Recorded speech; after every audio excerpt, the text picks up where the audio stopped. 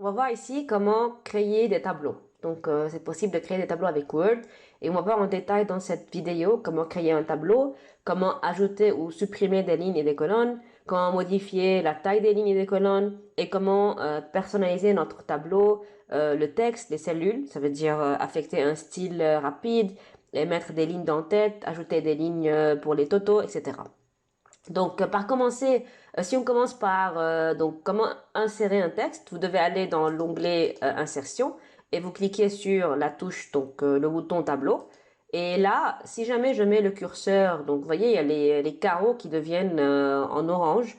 Et donc ça veut dire que je suis en train de choisir un nombre de lignes et de colonnes spécifiques à mon tableau. Et vous voyez d'ailleurs un aperçu qui apparaît sur la feuille Word pour me montrer un peu à quoi va ressembler mon tableau au cas où je choisis le nombre de cellules que je suis venu spécifier sur mon cadran ici.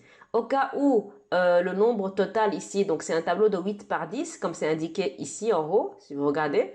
Si jamais ça me plaît pas et puis que j'ai besoin d'un tableau qui est plus grand, ce qu'on peut faire, c'est cliquer sur insérer un tableau et puis là, on peut venir introduire le nombre de colonnes et le nombre de lignes qu'on a besoin nous-mêmes, qui est plus grand que le nombre offert par Word lorsqu'on clique sur le bouton ici. Donc c'est là qu'on peut venir changer et puis voilà, et puis après on clique sur OK. Moi ce que je vais faire, je vais cliquer sur annuler et puis je vais aller ici et puis je vais choisir quelque chose qui ressemble à ça, comme ça, le tout. Voilà mon tableau. Il a été créé et puis vous voyez, donc ça ce sont des cellules et si je suis à l'extérieur du tableau, il n'y a rien qui se passe, alors que si je mets le curseur à l'intérieur du tableau, vous allez voir deux onglets qui vont se créer en haut qui sont spéciaux pour le format ou bien la mise en forme ou bien mise en page et l'affectation d'un style par exemple de mon tableau spécifiquement. Et au cas où j'ai besoin de sélectionner mon tableau entièrement, vous voyez ici, il y a une petite croix, vous n'avez qu'à cliquer là-dessus et puis maintenant, tout votre tableau va être sélectionné. Voilà. Et il y a aussi ce petit carreau qui est là. Donc ce carreau-là va m'aider à rendre mon tableau plus petit ou plus grand, mais d'une manière qui est assez uniforme. Ça veut dire, il suffit juste de mettre le curseur à l'intérieur du tableau, et puis si je viens et puis je clique sur ce carreau qui est là, et je le bouge, vous voyez bien qu'il y a tout qui va changer, de sorte à avoir toujours les cellules bien uniformes entre elles. Donc voilà, ça va nous aider à gérer notre tableau de sorte à garder nos cellules qu'elles soient quand même de la même forme, donc qu'elles soient plutôt uniformes entre elles. Voilà. Maintenant, si j'ai envie de supprimer ou bien d'ajouter des lignes ou des colonnes, il suffit juste de mettre le curseur à l'endroit où je souhaite, par exemple, insérer une ligne. Disons que je souhaite insérer une ligne entre la première et la deuxième ligne. Donc, ce qu'on fait, je mets le curseur au niveau de la deuxième ligne et je vais aller dans mise en page. Et là, vous avez toute une série de boutons qui vont nous aider à faire notre choix. Ça veut dire que là, si je souhaite insérer une ligne au-dessus de la ligne sur laquelle il y a mon curseur, je vais dire que voilà, insérer au-dessus. Et je vais avoir une ligne qui va se créer ici. Si jamais j'ai envie que ça soit en dessous, je clique sur insérer dessous. Si je veux, donc je remets le curseur ici, cette fois-ci je veux une colonne qu'elle soit ajoutée à gauche de la colonne dans laquelle il y a mon curseur, je clique sur insérer à gauche. Et si jamais je veux que ça soit à droite de la colonne dans laquelle il y a mon curseur, alors je clique sur insérer à droite. Voilà, c'est aussi simple que ça et c'est vraiment assez pratique. Maintenant, si j'ai besoin de supprimer, donc je remets mon curseur à l'endroit voulu et je clique sur le bouton supprimer ici. Je clique sur la petite flèche qui est là et puis je vais avoir plusieurs choix.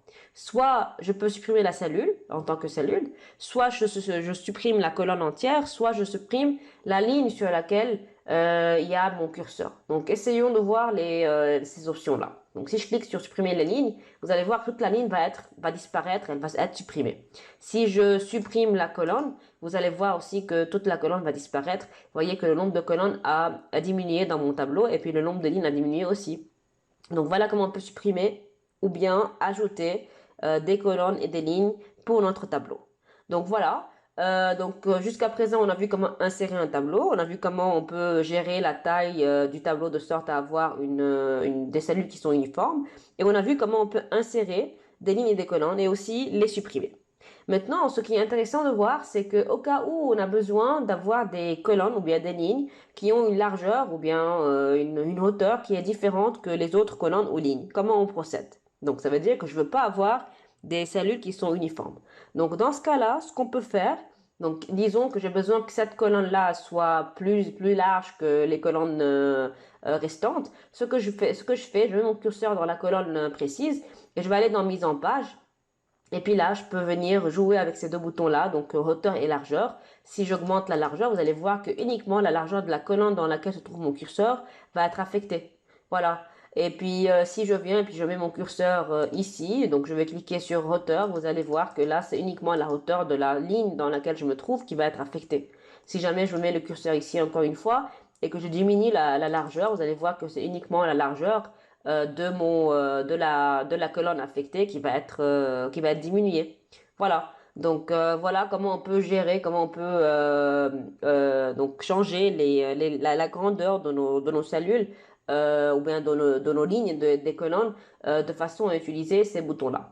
Maintenant, on peut aussi cliquer sur ces boutons-là, donc on peut uniformiser les lignes et les lignes en tant que hauteur des lignes et les colonnes en termes de largeur. Donc, on peut reprendre, si vous voulez, une sorte de tableau qui est uniforme, comme c'était à la base lorsqu'on l'a créé. Et si jamais on a besoin d'agrandir d'une manière qui est assez... donc, si jamais mon tableau il est petit en termes de grandeur globale, et que j'ai besoin de l'agrandir de manière à garder le tout uniforme, alors là, on utilise le petit carreau dont je vous ai parlé tout à l'heure.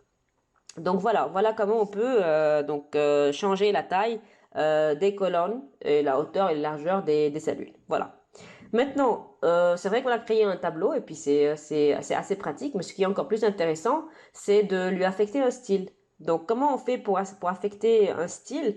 Donc je dois, comme d'habitude, donc avoir le curseur dans mon tableau parce que je dois dire à Word que voilà, je souhaite affecter un changement à ce tableau-là. Et puis si j'ai pas le curseur dans mon tableau, il n'y a pas les deux onglets qui vont se créer ici. Donc ça sert à rien.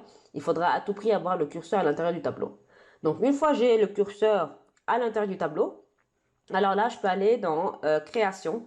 Et puis là vous avez des styles de tableau. On a vraiment plusieurs choix qu'on peut choisir. Donc voilà, il y a tout ça. Donc disons, je vais choisir celui-là. Et voilà comment mon tableau va être changé. Il y aura des couleurs maintenant. Il y aura une ligne, c'est clairement une ligne d'en-tête. Et puis il y a une colonne ici principale à gauche. Et puis le reste, ce sont des colonnes du tableau qu'on va devoir, les cellules plutôt du tableau qu'on va devoir remplir. Et donc voilà comment on peut affecter un style pour notre tableau.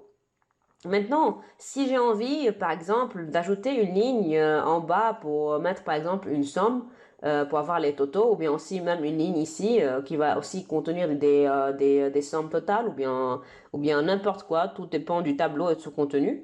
Et je veux quand même que ça soit une couleur qui est différente des couleurs normales du tableau, ça veut dire bleu clair et bleu un petit peu plus foncé. Alors, ce que je fais, je dois toujours avoir le curseur à l'intérieur du tableau, comme d'habitude. Et là, on doit repartir sur création et je dois venir jouer avec les boutons qui sont là. Donc, par exemple, si je viens enlever ligne d'en-tête, vous allez voir que la ligne en bleu du haut a disparu. Je recoche, voilà. Si j'enlève première colonne, vous allez voir que la première colonne a disparu. Et là, je la remets. Si je clique sur ligne totale, vous allez avoir en bas une ligne totale qui va être en bleu et qui va être quand même personnalisée, de sorte à avoir une valeur totale. Si je viens et je clique sur la dernière colonne, je vais avoir aussi la dernière colonne qui va être quand même en bleu comme la première colonne et la ligne d'en-tête, ça veut dire la première ligne. Si je viens et puis j'enlève le juste là de les lignes à bande, vous voyez bien le résultat d'ailleurs ici, c'est indiqué que si jamais je coche ça, je vais avoir une ligne qui est avec une couleur, celle qui est après qui est avec une couleur qui est plus claire, et etc. Ça aide quand même pour la lecture, ça rend les choses plus claires.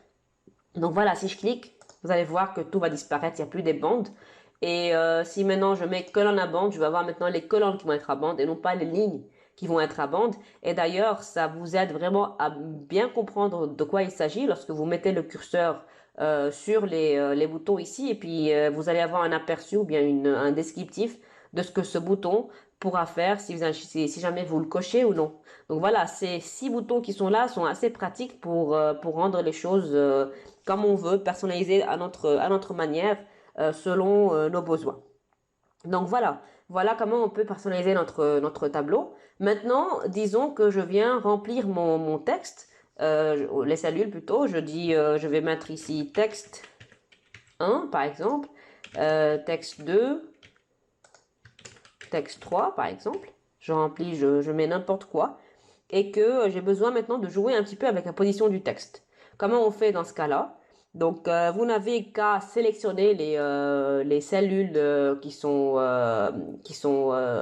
dans lesquelles il y a le texte que vous avez envie d'ajuster. Et vous allez dans Mise en page et vous avez ici une série de boutons qui vont vous aider à donc mettre donc plutôt ajuster votre texte dans les cellules. Par exemple, si je clique sur ça, vous allez avoir le texte qui va être au milieu des cellules. Si je clique sur le bouton qui est en bas, il va être vers le bas. Si je clique sur le bouton ici à droite, si j'avais une cellule qui était plus grande, alors je vais avoir le texte qui va être orienté plutôt vers la partie inférieure droite, etc. Donc moi, personnellement, je préfère toujours ce bouton-là. Vous allez avoir toujours le texte centré au milieu de votre cellule. Maintenant, ce qui est aussi intéressant, c'est quand même, c'est un gros bouton, orientation du texte, là, qui va vous permettre de modifier l'orientation du texte. Ça veut dire, si je clique là-dessus, vous allez avoir le texte qui va être orienté à la verticale. Si je clique encore, d'autres verticales, et si je clique encore, donc là, ça va revenir comme c'était avant. Donc si je reviens ici et puis je reclique sur uniformiser les lignes, je vais avoir le tout qui va être uniformisé au cas où les largeurs ou bien les hauteurs de mes cellules ou lignes ou colonnes ont été affectées dû à ce changement-là. Donc voilà. Donc jusqu'à présent, on a vu comment insérer un tableau. On a vu comment gérer les tailles des cellules, comment introduire, insérer des lignes et des colonnes et comment les supprimer aussi. On a vu comment affecter un style à notre tableau. Et on a vu la série des boutons ici qu'on pourra utiliser pour personnaliser davantage notre tableau. Et on a vu comment introduire du texte et comment changer l'orientation du texte selon nos besoins. Maintenant, si jamais j'ai besoin de personnaliser juste une seule cellule, par exemple, si j'ai envie que cette cellule-là soit d'une autre couleur avec des bordures qui sont spéciales, comment on fait? Donc déjà, la première chose, il faudra avoir le curseur à l'intérieur de la cellule. Ça, c'est la première chose, évidemment. Et puis, si je vais dans Création, je peux venir ici, cliquer sur Trame de fond, et je mets par exemple, disons, le jaune. Vous allez avoir uniquement le jaune qui va être affecté à la cellule concernée. Évidemment, si j'avais sélectionné plusieurs cellules, j'aurais dû avoir, voilà, le jaune qui va être affecté aux 3 cellules sélectionnées. Et concernant les bordures maintenant, ce que je peux faire, je peux venir ici définir un style de bordure. Disons, je vais choisir ça et je vais infecter une couleur rouge. Voilà, et vous allez voir maintenant que là, j'ai un pinceau qui va apparaître. Donc, ce que je peux faire, je clique à l'endroit où je souhaite changer la bordure parce que vous voyez bien que mes bordures là, elles sont des bordures en blanc. Donc, si jamais j'ai besoin d'affecter une bordure spéciale à quelques cellules, alors je n'ai qu'à utiliser le pinceau et cliquer à l'endroit où je souhaite avoir une bordure spéciale. Donc, par exemple, la bordure est évidemment personnalisée, je veux dire. Donc, voilà, je l'ai fait ici pour la cellule ici. Si j'ai besoin de le faire pour plusieurs bords, je n'ai qu'à cliquer et maintenir la touche, donc le bouton gauche de la souris vers le bas. Et puis voilà, je m'étends et puis après je relâche. Et voilà le résultat. Voilà, donc c'est assez pratique si jamais on a besoin d'avoir des cellules qui sont mises bien en relief par rapport aux autres. Il suffit juste de venir utiliser, donc de choisir le style de bordure, la couleur, l'épaisseur et tout. Et puis après, avec le pinceau, je spécifie quelles sont les bordures que je souhaite changer. Donc voilà, on a presque couvert tout ce qui se rapporte à l'onglet création. Maintenant, si je reviens à l'onglet mise en page, et si on regarde un peu les boutons qui sont là, donc si je regarde là, il y a le bouton fusionner les cellules, et là, il y a le bouton fractionner les cellules, et là, il y a le bouton fractionner le tableau. Donc si je commence par fusionner, des fois, on a besoin de fusionner plusieurs cellules, ça veut dire de les rassembler en une seule. Par exemple, si je viens, donc là déjà pour sortir du pinceau, je vais cliquer sur Escape de la touche du clavier. Si jamais j'ai besoin de rassembler toutes ces cellules-là en une seule, donc je le sélectionne et là je vais venir cliquer sur fusionner. Et voilà, vous voyez bien que maintenant j'ai une seule cellule et non pas comme avant plusieurs cellules. Des fois ça apporte des avantages parce qu'on a besoin d'avoir juste un seul titre pour notre tableau entier par exemple, et puis après on passe dans des colonnes où il y aura des sous-titres avec un nombre de colonnes bien spécifique. Et donc ça va m'aider à quand même rassembler toutes les cellules en une seule, et comme ça je tape mon texte et c'est tout. Voilà pour comment fusionner nos cellules. Et maintenant, si j'ai besoin, par exemple, de faire la marche arrière, ça veut dire que j'ai commis une erreur et que je souhaite revenir en arrière donc en affectant, en appliquant une fraction, donc pour fractionner ma cellule. Ce que je dois faire, je mets le curseur à l'intérieur de la cellule et je clique sur fractionner. Et là, j'introduis le nombre de colonnes et le nombre de lignes. Donc dans mon cas, j'avais une seule ligne déjà, et après, avant, j'avais 1, 2, 3, 4, 5, 6, 7, 8, 9. Donc je vais mettre ici 9. Voilà ce que ça donne. Et voilà, je me retrouve avec le même résultat qu'avant. Si je mets un CTRL Z et que je reclique sur fractionner, disons je vais mettre ici 3. Voilà, j'obtiens quelque chose qui ressemble à ça. Voilà, on peut vraiment jouer avec les nombres de cellules dans chaque ligne et dans chaque colonne. On fait ce qu'on veut vraiment. On peut personnaliser notre tableau comme on veut. Tout dépend des besoins qu'on a pour développer notre tableau. Donc voilà encore une chose que je souhaite vous montrer. C'est comment quand même répéter l'en-tête, les lignes d'en-tête si jamais mon tableau il est assez grand. Ça veut dire si jamais ici j'introduis donc attendez, je vais mettre mon curseur ici et je vais aller introduire plusieurs lignes comme ça, de sorte à dépasser voilà.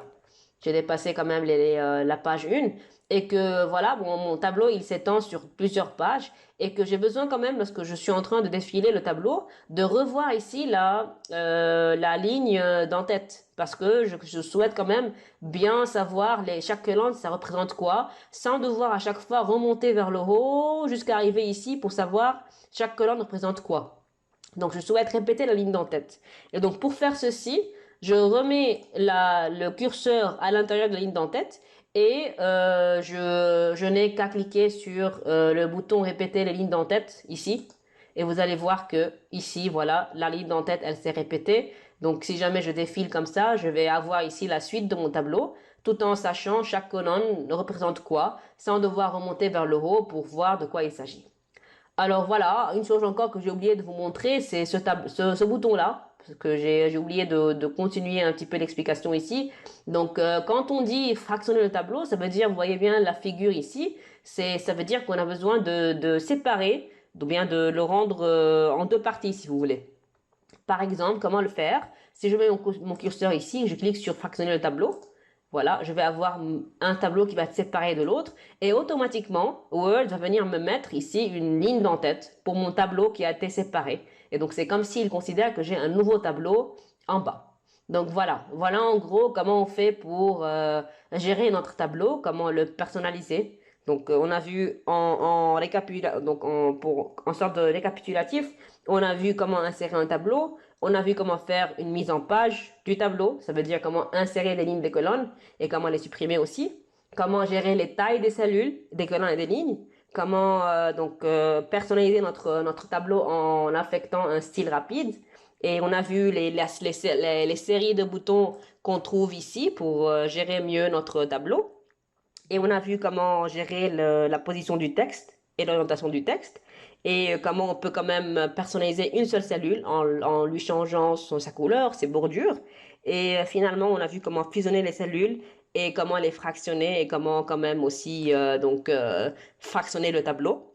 Et finalement, on a vu comment on peut répéter la ligne d'en-tête sur les plusieurs pages si jamais mon tableau s'étend sur plusieurs pages de mon document Word. Donc voilà pour cette leçon.